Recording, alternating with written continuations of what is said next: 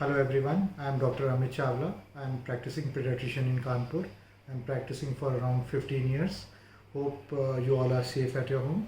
And today we'll be discussing about atopic dermatitis. What is atopic dermatitis? Atopic dermatitis is also known as eczema. It is a skin problem that causes dry, itchy, scaly, red skin.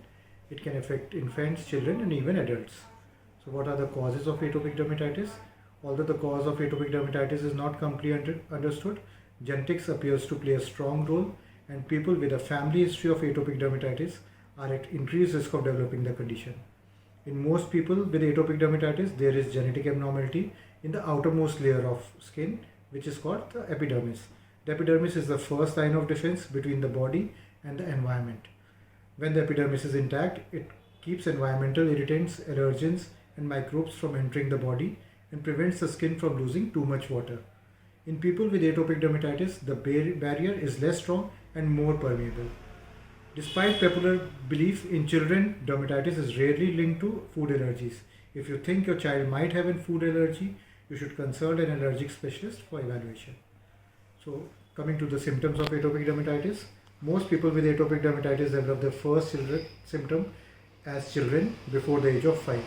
Intense itching of the skin, patches of redness, small bumps, skin flailing are common. Scratching can further inflame the skin and worsen the itching. The itchiness may be more noticeable at the night time. Its symptoms vary from one person to another and can change over time. Although eczema is usually limited to specific areas of the body, it may affect multiple areas. In infants, there may be red, scaly and crusted areas in front of the arms and legs, cheeks or scalp. The diaper area is usually not affected. In children and adults, eczema commonly affects the back of the neck, the elbow creases, and the back of the knees. Other affected areas may include face, wrist, and forearms. Scratching can also lead to infection, and the signs of infection are painful red bumps and sometimes contains pus. If you think that there is an infection or pus, you should immediately consult a doctor. So, other findings in people with eczema can include dry, scaly skin, plugged hair follicles causing small bumps, increased skin creasing on the palms, darkening of the skin around the eyes.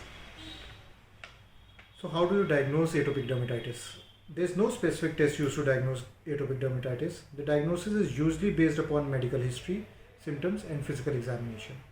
Factors that strongly suggest atopic dermatitis include long-term and recurrent itching, symptoms that began at a young age, and a personal or family history of certain allergic conditions like asthma or seasonal allergies. Another factor to consider is symptoms that get worse after exposure to certain triggers. So coming to the treatment of atopic dermatitis is a chronic condition. It typically improves and then flares periodically. Some people have no symptom for several years.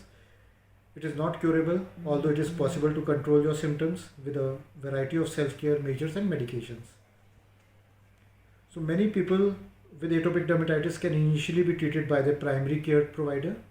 However, you may need to see a dermatologist or a pediatrician in certain situations, such as if condition does not improve with treatment, if certain areas of the body are affected, or if another condition could be causing symptoms.